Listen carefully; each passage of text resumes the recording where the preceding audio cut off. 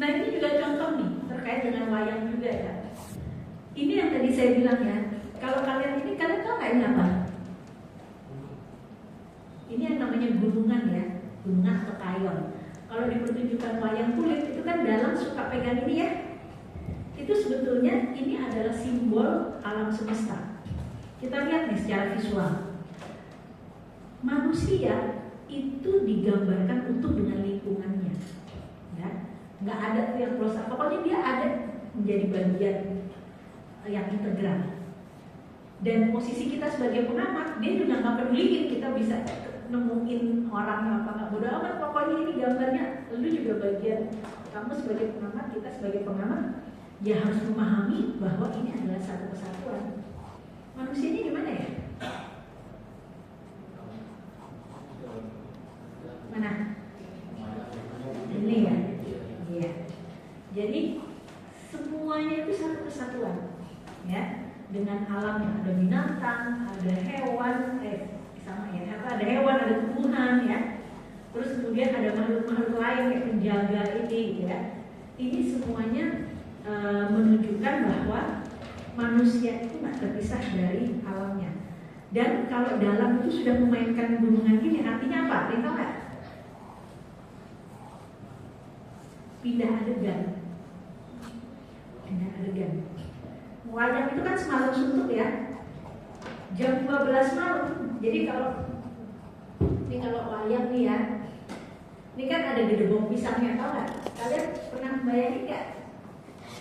Ya kan itu kan wayang kulit kan ditancepin ini kan ya, di gedebong pisang, batang pisang, tau kan? Nah, terus ini layarnya gitu ya. Ini bencong tuh cahayanya ya. Jadi kalau si dalang sudah memainkan wayang ini kesan goyang-goyang ini, itu artinya pindah adegan. Tetapi wayang itu kan semalam suntuk ya tradisinya ya. Nah, jam 12 malam itu ada yang namanya goro-goro. Pernah dengar nggak goro-goro? Wah, terjadi goro-goro nih, kayaknya ya. Goro-goro tuh kayak gunung hara, break gitu ya. Jadi itu kayak drama 3 babak gitu loh. Dari sebelum sampai jam 12 itu biasanya babak pertama nih, itu gunungannya ditancepinnya mengarah ke gini, mengarah ke sini. Nah biasanya kalau babak ini masih babak yang establishing yang ini kayak drama 3 babak gitu loh. Jadi konflik memuncak sampai chaos, akhirnya terjadilah gunung hara. Gunungannya di tengah. Apa yang terjadi? Disinilah keluar Semar Gareng Petro, lawakan, gitu ya. Nah, setelah lawakan selesai nyanyi-nyanyi banyak seru-seruan, barulah resolving the problem.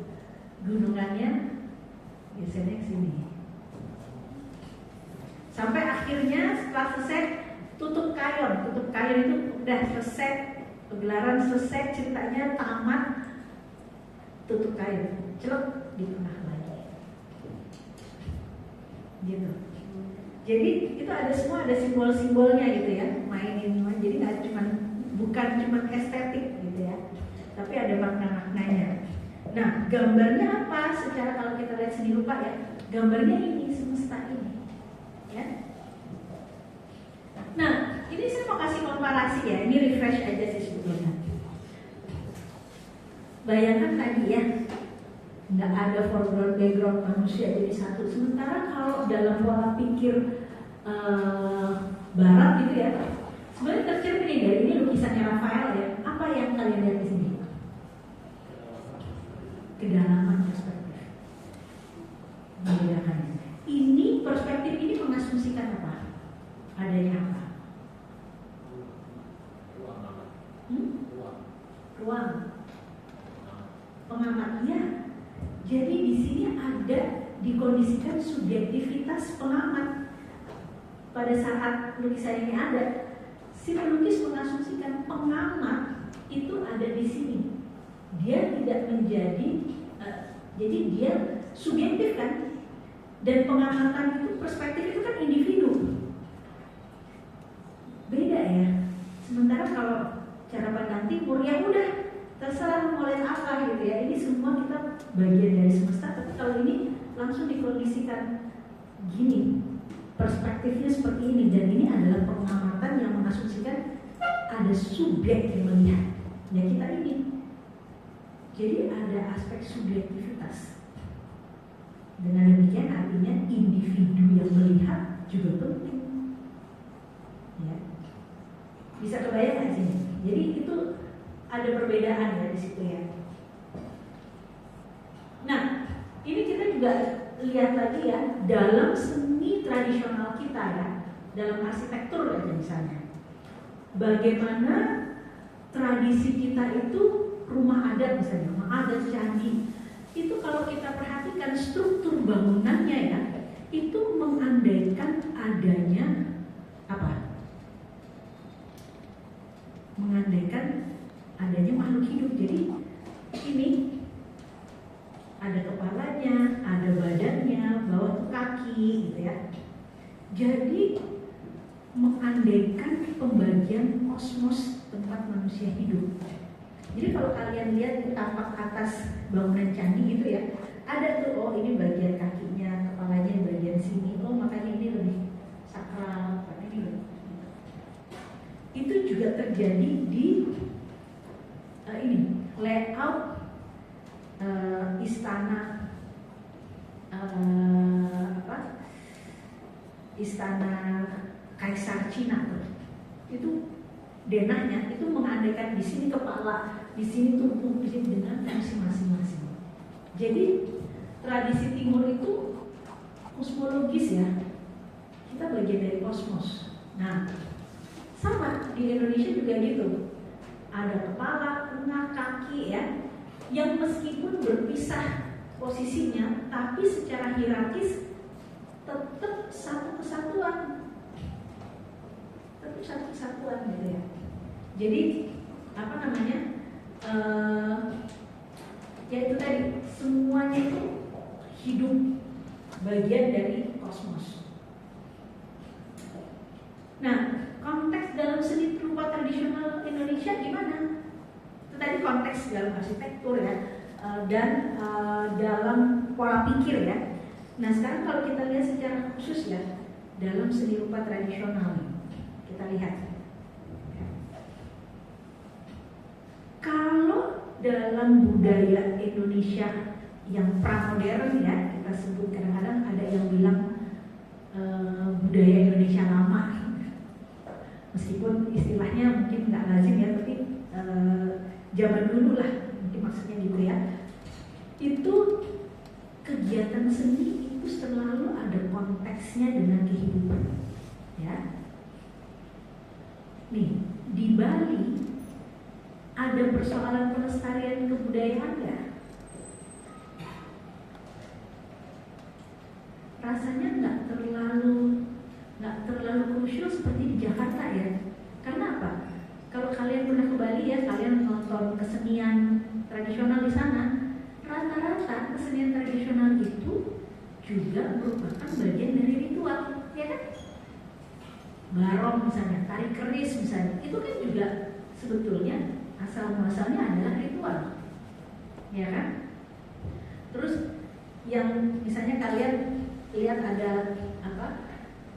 Sesajen tuh Banten yang dibikin sampai tinggi gitu, atau penjor gitu ya. Itu bukan cuma indah-indahan loh, itu memang dipakai untuk apa? Untuk ritual, ke pura. Ya. Penjor itu juga digunakan untuk penanda gitu ya. Jadi bukan sekedar keindahan saja, tapi ada fungsi ritualnya. Nah, itu kenapa kalau di Bali bisa dikatakan kesenian tradisionalnya bisa lestari karena masih kontekstual dengan masyarakatnya. Orang melakukan itu karena ya gue harus beribadah, ibadahnya pakai seni. Kayak di Pura tuh ada tradisi yang namanya topeng sidakarya, di mana pedanda itu, priestnya itu ya, pendetanya itu, dia memberikan berkah, air suci segala macam. Sementara di bawah ada yang menarik topeng, dia nih yang mendakwah. Jadi menarik topeng terus dia mengomentari sambil ketawa sambil humor, ayo ibadahnya benar gitu ya. Jadi ceritanya gini, jadi ada aspek seni dalam setiap kegiatan masyarakat Nusantara yang rata-rata sangat spiritual ya. Makanya itu jadi karya kolektif, karena kalau di Indonesia tuh ya, seni tradisional itu nggak cuma seni rupa doang, pasti bersinggungan dengan seni yang lain, kayak wayang gitu ya. Kalau kita lihat boneka wayangnya tadi seni rupa banget ya, gambarnya, tatahannya gitu ya. Tapi ketika dimainkan itu sudah total art. Karena apa? Menjadi performing art. Ada gamelannya, itu udah seni musik, ya kan? Terus ada apa lagi? Ada gamelannya, terus kemudian ada penataan cahayanya, ya. Jadi semuanya itu saling mengisi, ya. Jadi total art kalau seni Nusantara itu. Nih, ada yang tahu nggak apa? Hah? Apa tadi saya bilang? Sisingaan. Kapan dipakainya? Ini kira-kira kenapa nih? Ini sunatan. Jadi sunatan ini, jadi kalau di desa-desa, di kampung-kampung gitu ya, kan tradisinya kolektif ya. Jadi sunatan itu, habis itu anaknya diarah keliling kampung, diseneng-senengin gitu. Dan ini merupakan hajat besar satu kampung, karena kolektif banget ya. Gitu. Jadi ini hajatan kampung ini, semua gotong royong gitu ya. Nah, bayangin kalau sekarang sunatannya ke dokter gitu. Gitu. Tapi dalam tradisi-tradisi tertentu di daerah-daerah tertentu, oke lah ke dokter, tapi habis itu tetap sisingaan gitu ya. Dan itu juga memberikan ruang bagi terutama masyarakat agraris ya. Kebersamaannya itu habis itu makan bareng, selamat, ini anaknya si Pak ini nih, itu udah gede ya, gitu. Karena itu bagian dari kolektivitas itu. Jadi seni itu fungsinya untuk menjaga kolektivitas itu, ritual yang sebetulnya menjaga kolektivitas itu. Akhirnya kontekstual kan, bukan sekedar estetik gitu. Gue mau sisihkan biar keren gitu. Nggak gitu juga gitu ya. Jadi semuanya itu terkait. Nah, ini ada yang tahu?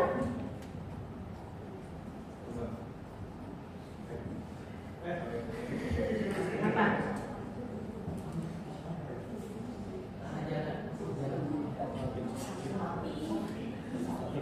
Kerbau. Di mana nih kira-kira? Di Toraja, ya. Jadi kalau di Toraja itu yang meninggal itu orang meninggal di sana itu ini ya, dia juga harus menyembelih hewan piaraannya gitu ya. Yang itu nilainya luar biasa loh. Kalau di Toraja itu bisa bermiliar-miliar. Karena kerbau binatang ternak ini ya, itu adalah simbol status sosial. Karena setelah itu ini disembelih, itu dibagikan ke kampung. Jadi saya waktu itu pernah ya ke Toraja, ini menarik banget nih. Ke Toraja itu yang paling dikejar turis adalah ritual apa? Hah? Ritual? Iya. Orang meninggal. Jadi ke sana untuk melihat ritual orang meninggal yang ditaruh di tebing batu gitu ya.